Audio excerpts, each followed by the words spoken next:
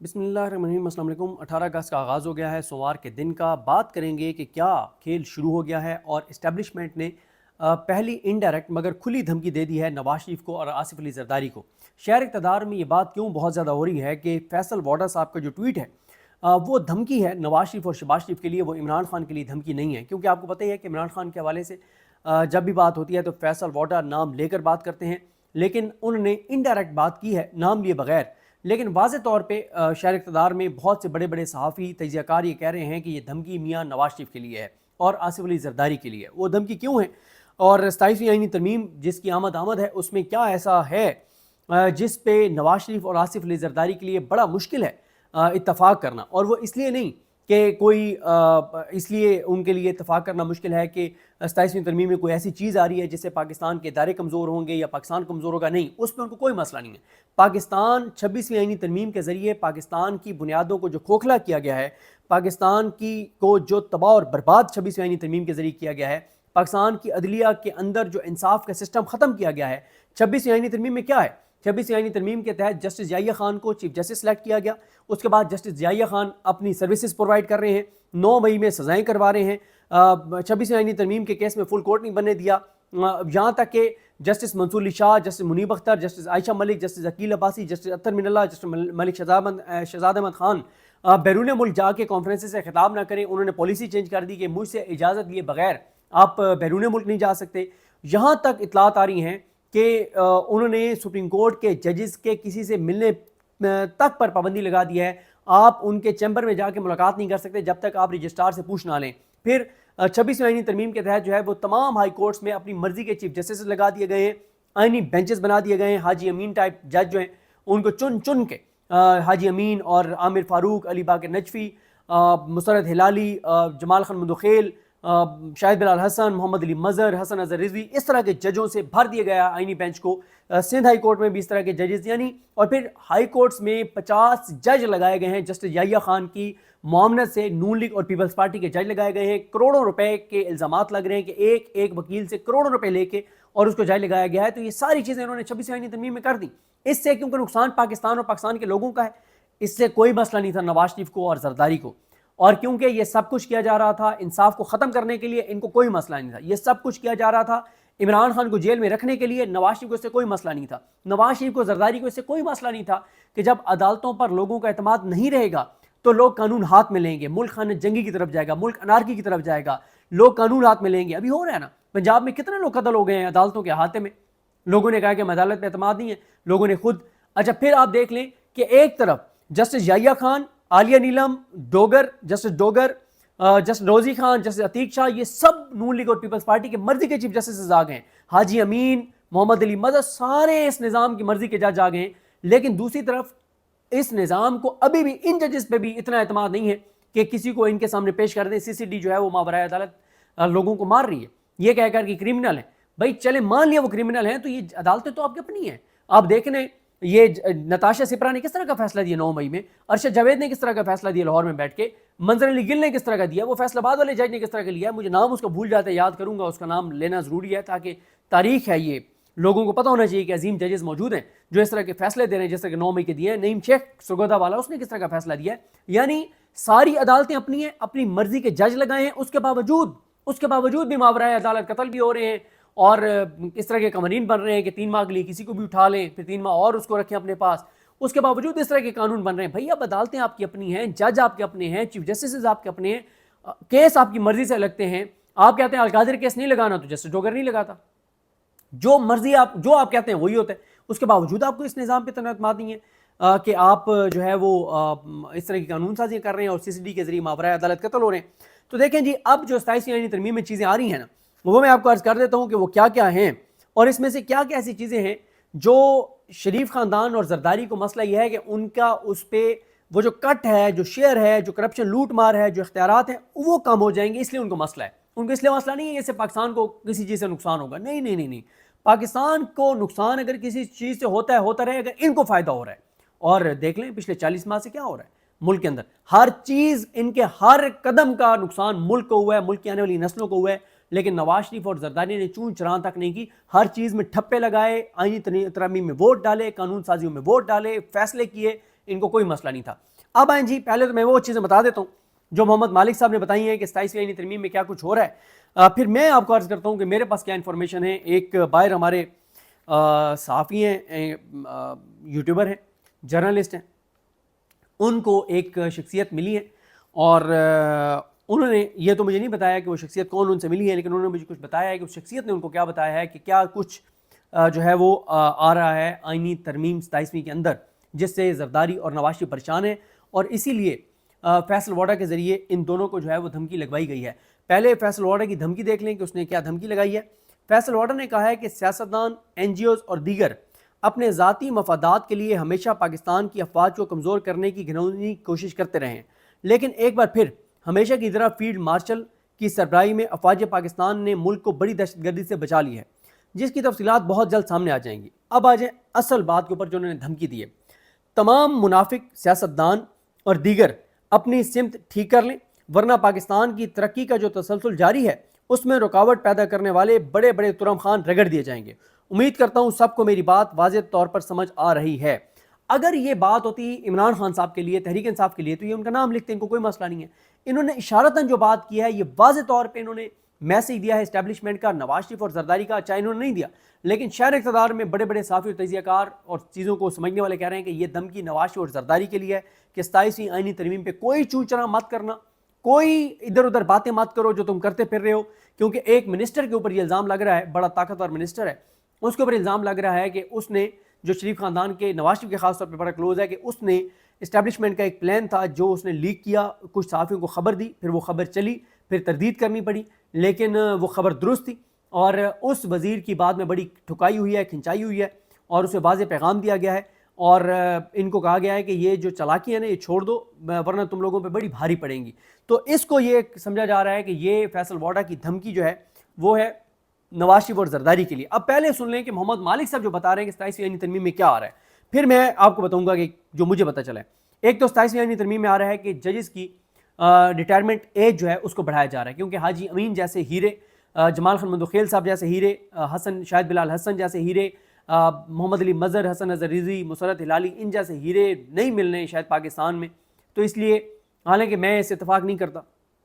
ہم سمجھتے تھے کہ قاضی فائز عیسیٰ اس پاکستان کے عدالتی نظام کا آخری گھٹیا، نیچ، غلیظ، خبیث اور گندا اور مکروہ کردار ہے، ہم یہ سمجھتے تھے، غلط ثابت ہوئے، وہ آخری کردار نہیں تھا۔ تو ہم یہ سمجھتے تھے کہ جب اس کی ریٹائرمنٹ ہو جائے گی تو جو مرضی ہو جائے اس سے گھٹیا شخص نہیں آ سکتا، لیکن ہم غلط ثابت ہوئے۔ اچھا، تو اب یہ سوچا جا رہا ہے کہ ججز کی، مالک صاحب نے بتایا کہ ریٹائرمنٹ ایج بڑھا دی جائے۔ دوسرا یہ ہے کہ ججز کی ٹرانسفر جو ہے، اس میں پہلے یہ آئین میں ہے کہ اگر آپ نے کسی جج کو ٹرانسفر کرنا ہے تو آپ کو اس جج کی کنسنٹ لینی پڑے گی۔ آئین میں ترمیم کر دی جائے گی اور اس میں کنسنٹ نہیں لینی پڑے گی۔ مقصد یہ ہے کہ جو اسلام آباد ہائی کورٹ کے 5 آزاد ججز ہیں اپنے حلف سے وفا کرنے والے، جسٹس محسن اختر کیانی، طارق محمود جہانگیری صاحب، بابر ستار صاحب، سردار اعجاز اسحاق خان صاحب، سمن رفعت امتیاز صاحبہ، ان 5 ججز کو کسی کو سندھ ہائی کورٹ میں، کسی کو بلوچستان ہائی کورٹ میں، کسی کو پشاور ہائی کورٹ میں ٹرانسفر کیا جا سکے، اس لیے آئین میں ترمیم کی جائے گی کہ کسی بھی جج کی مرضی اس کے بغیر اس کو کسی بھی صوبے میں ٹرانسفر جو ہے وہ کیا جا سکتا ہے۔ اس کے علاوہ آئینی عدالت کے اوپر انہوں نے کہا کہ دوبارہ آئینی عدالت بن سکتی ہے۔ یہ بھی ہو سکتا ہے کہ آئینی عدالت کے ججز کی ریٹائرمنٹ ایج زیادہ ہو، باقیوں کی کم ہو، اور اسی طرح سے انہوں نے کہا ہے کہ کچھ ایکسپرٹ ججز بھی لانے کی بات ہو رہی ہے۔ آئینی عدالت میں قاضی فائز عیسیٰ کو بھی لایا جا سکتا ہے۔ اس کے بعد آ جائیں جناب، مالک صاحب کہتے ہیں کہ پارلیمنٹ کی مدت 6 سال ہو سکتی ہے، نگران حکومتیں ختم ہو سکتی ہیں، یعنی آئندہ جو حکومت وقت ہوگی وہی الیکشن کروائے گی۔ این ایف سی جو نیشنل فائنانس کمیشن ہے، اس میں تبدیلی کی باتیں ہو رہی ہیں۔ یہ وہ پہلی چیز ہے جس پہ نواز شریف اور زرداری کو مسئلہ ہو سکتا ہے۔ کیوں ہو سکتا ہے بتا دیتا ہوں۔ اس میں کیا یہ جا رہا ہے کہ ایک فارمولہ ہے جس کے تحت کہ اتنے جو ٹیکس جمع ہوگا اس کا اتنا پرسنٹ صوبوں کو جائے گا، اتنے پرسنٹ جو ہے وہ وفاق رکھے گا، اس صوبے کو اتنے پرسنٹ جائے گا، اس صوبے کو اتنے پرسنٹ جائے گا۔ اس میں کچھ چینجنگ کی باتیں ہو رہی ہیں کہ وفاق کے پاس پیسہ زیادہ آئے، صوبوں کے پاس کم جائے۔ اس میں مسئلہ زرداری کو اور نواز شریف کو یہ ہوگا کہ پنجاب میں جو حصہ ملتا ہے وہ کم ہو جائے گا،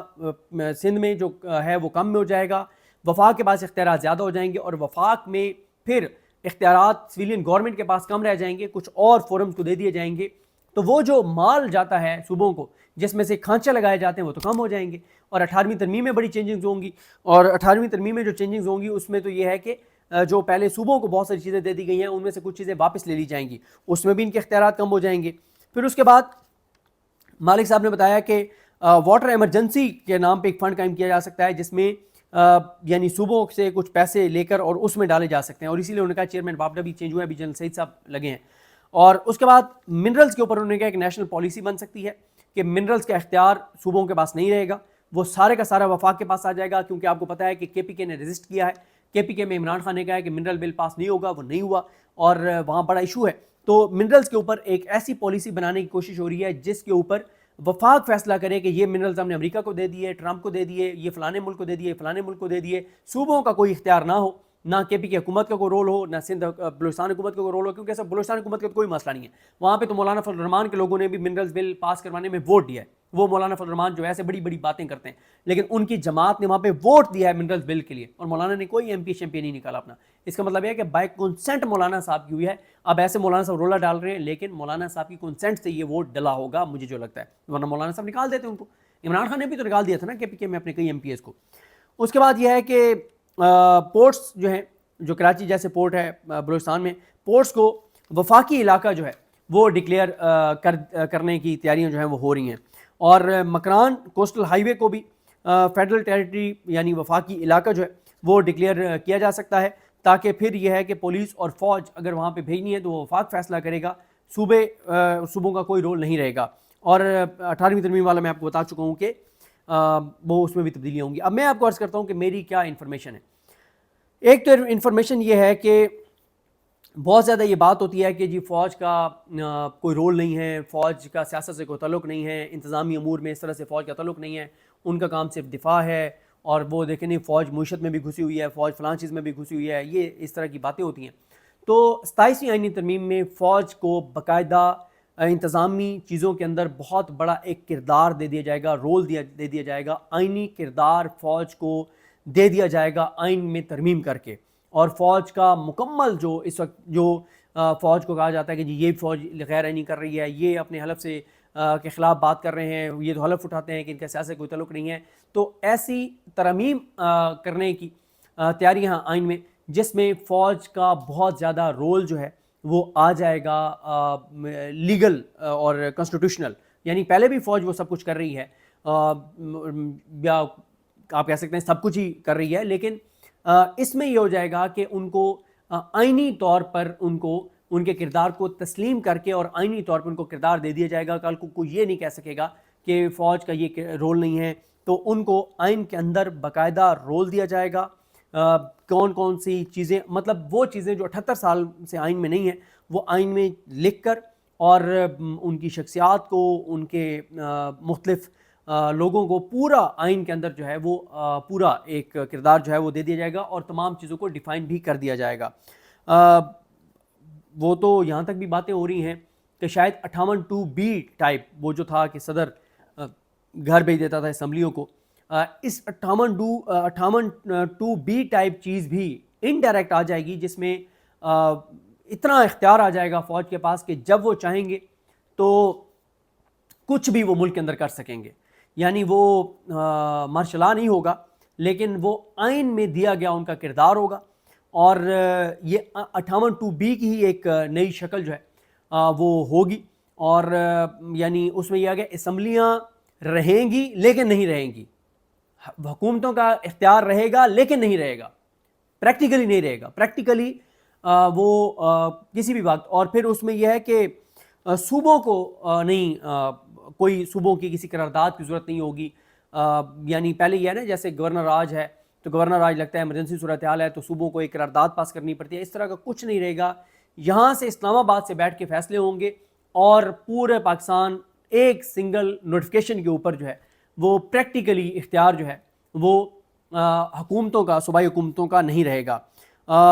ایک چیز اور بھی ہے, وہ یہ ہے کہ جو فیلڈ مارشل ہیں ان کو شاید جو ہے وہ کمانڈر ان چیف جو ہے وہ بنا دیا جائے. پہلے جو ہے وہ ظاہر ہے انڈیپینڈنٹ فورسز ہیں, ایئر فورس بھی, نیوی بھی, اور ہماری جو بڑی فوج ہے یہ بھی.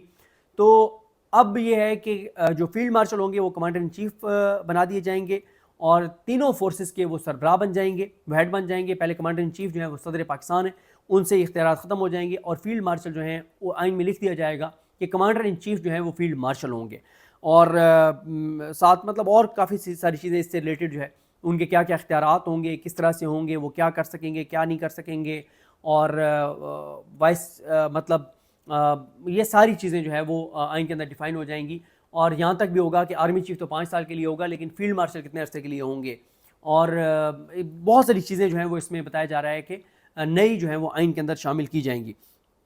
اچھا، ان چیزوں سے شریف خاندان کو ان چیزوں سے کوئی مسئلہ نہیں ہے، فیلڈ مارشل کو آپ 10 سال دے دیں، ان کو جتنے اختیارات دینے، ان کو مسئلہ وہیں پہ ہے، 18ویں ترمیم پہ ہے، صوبوں سے کچھ اختیارات وفاق کے پاس آنا، وفاق اور صوبوں کے کچھ اختیارات اسٹیبلشمنٹ کے پاس چلے جانا، یا کچھ ٹیکنوکریٹس جو ہیں ان کے پاس چلے جانا، کیونکہ ٹیکنوکریٹس تو موسٹلی اسٹیبلشمنٹ کے لگائے ہوئے ہیں، تو ان چیزوں سے ان کو مسئلہ ہے، جس سے ان کا فنڈ کم ہوگا صوبوں کا، ان کے کچھ محکمے ادھر آ جائیں گے، کچھ ان کے اختیارات کم ہو جائیں گے، جس سے ان کا جو مال پانی ہے وہ کم ہو جائے گا۔ پھر ایک اور بہت امپورٹنٹ چیز ہے کہ چھوٹے صوبے جو ہیں اس کے اوپر بات شروع ہو گئی ہے، میں ابھی بتاؤں گا، جو تاجروں نے پرسوں پریس کانفرنس کی ہے اس میں انہوں نے بات کی، کچھ ڈاکومنٹ واٹس گروپوں میں گھوم پھر رہے ہیں جس میں چھوٹے صوبوں کی بات ہو رہی ہے، کیونکہ اختیارات کی تقسیم کے اوپر بات ہو رہی ہے، چھوٹے صوبوں کے اوپر بات ہو رہی ہے، تو چھوٹے صوبے شریف خاندان نہیں چاہتا۔ اب مریم نواز 13 کروڑ کے صوبے کی اگر ہیڈ ہیں، اور اگر پنجاب میں 4 اور صوبے بن جاتے ہیں تو مجھے بتائیں نا، مریم صاحبہ تو 3 ڈویژنس کی وزیر اعلیٰ رہ جائیں گی۔ تو چھوٹے صوبوں کے حوالے سے بھی چیزیں ہونے جا رہی ہیں یا ہو سکتی ہیں، جس پہ شریف خاندان رجسٹ کر رہا ہے، اور زرداری بھی رجسٹ کر رہے ہیں، اس لیے ان کو فیصل واڈا کے ذریعے جو ہے وہ دھمکی لگائی گئی ہے۔ اس کے علاوہ آپریشن کا فیصلہ، ملک بھر میں کہیں بھی آپریشن کا فیصلہ ہے تو وہ اس میں اسٹیبلشمنٹ کو ہی رول دیا جائے گا وفاق کے ذریعے، اور صوبوں کو اس میں کوئی کردار نہیں ہوگا۔ یہ جو بات ہوتی ہے کہ علی امین گنڈا پور اجازت نہ دیں آپریشن کی، یہ وہ مین مسئلہ تو آپ کو پتہ ہے، اس وقت KPK ہی گورنمنٹ ہے، بہت ساری آئین میں ترمیم KPK حکومت کو ذہن میں رکھتے ہوئے، کہ وہاں پہ عمران خان کی حکومت ہے، اس کو ذہن میں رکھتے ہوئے کیا گیا ہے۔ منرلز والا فیصلہ کیا جائے گا، منرلز والا فیصلہ بھی، آپریشن والا فیصلہ بھی، اور اس طرح کی ساری جو ہیں وہ چیزیں، اور مطلب یہ بھی کوئی پتہ نہیں ہے، جیسے مالک صاحب نے کوسٹل ہائی وے کی بات کی ہے، کہ تمام جو ہائی ویز ہیں، نیشنل ہائی ویز جو NHA کے انڈر ہیں، ان کے اوپر سارا اختیار جو ہے وہ وفاق کا ہوگا، اور وہاں پہ اگر فوج لگانی ہے، پولیس لگانی ہے، تو سارا اختیار جو ہے وہ ان کا ہوگا، وفاق کا ہوگا۔ نہروں کے معاملے میں بھی اس طرح کی ترمیم آ سکتی ہے کہ نہروں کے معاملے میں کہاں سے نہر نکالنی ہے، صوبوں کا اختیار ختم ہو جائے گا۔ یہ زرداری صاحب خود بھی چاہتے ہیں، پیپلز پارٹی خود بھی چاہتی ہے کہ ہماری کوئی بدنامی نہ ہو، وفاق کے پاس یہ معاملہ چلا جائے، اور وفاق ایگزیکٹو آرڈر کے ذریعے ایک جو ہے وہ نہروں کا فیصلہ کر لے، ہم یہ کہہ سکیں کہ ہمارا تو اس میں کوئی رول نہیں ہے، یہ وفاق نے جو ہے وہ کیا ہے۔ تو یہ ساری جو ہے وہ چیزیں ہیں۔ اب میں آپ کو بتا دوں کہ پرسوں جو پریس کانفرنس ہوئی، اس کو 1 گھنٹے تک لائیو دکھایا گیا۔ ثناء اللہ خان صاحب نے یہ بات کہی ہے، جو جرنلسٹ ہیں، کہ حیران کن طور پر یہ پریس کانفرنس جو ہے وہ پوری دکھائی گئی ہے۔ اس پریس کانفرنس میں جو تاجر ہیں انہوں نے کہا ہے کہ یہ کی کس نے اور اس میں کون کون تھا، میں پورا بتا دیتا ہوں۔ وفاق یہ ہے، ہاں جی،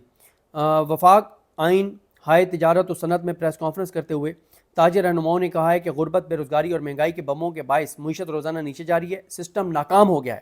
ملک کو نئے صوبوں کی ضرورت ہے، سسٹم ناکام ہو گیا ہے، ملک کو نئے صوبوں کی ضرورت ہے۔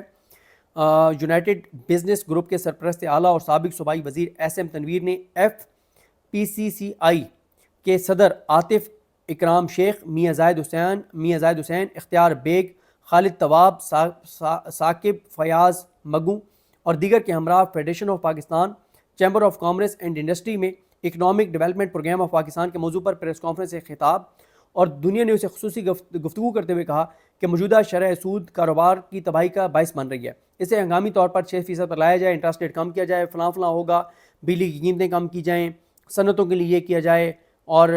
مطلب تجارتی خسارہ 78 سال یہ ہو گیا، ایکسپورٹس اور اب ڈالر تک پہنچ سکتی ہیں۔ ہاں، موجودہ NFC ایوارڈ کے تحت صوبوں کو 58% فنڈز دیے جاتے ہیں، لیکن ان کا مؤثر استعمال نہیں ہو رہا۔ جب آبادی چند کروڑ تھی تو ہمارے پاس 4 صوبے تھے، آج آبادی 25 کروڑ ہے تو بھی ہمارے پاس 4 صوبے ہیں۔ NFC ایوارڈ میں صوبوں کو جو حصہ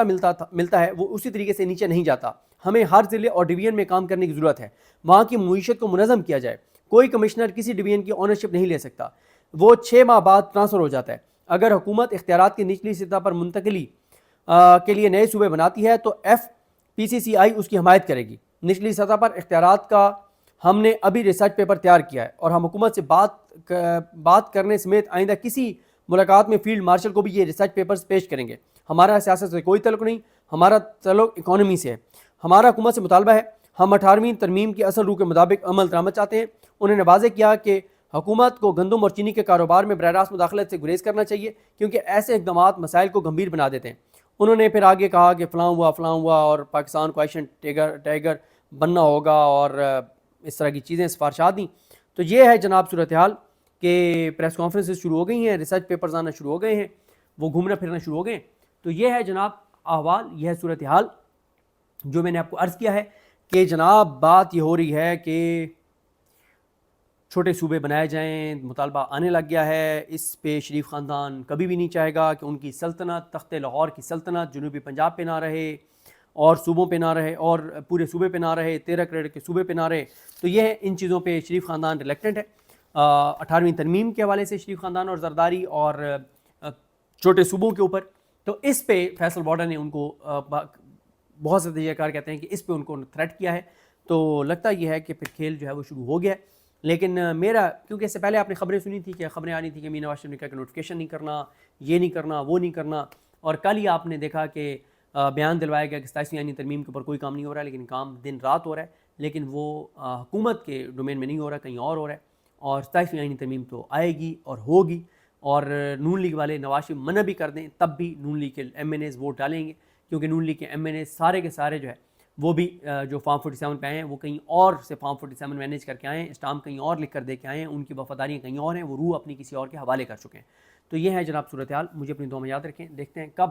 مزید اس میں چیزیں آگے بڑھتی ہیں. اللہ کریم ہم سب کا حامی ناصر ہو. اللہ حافظ.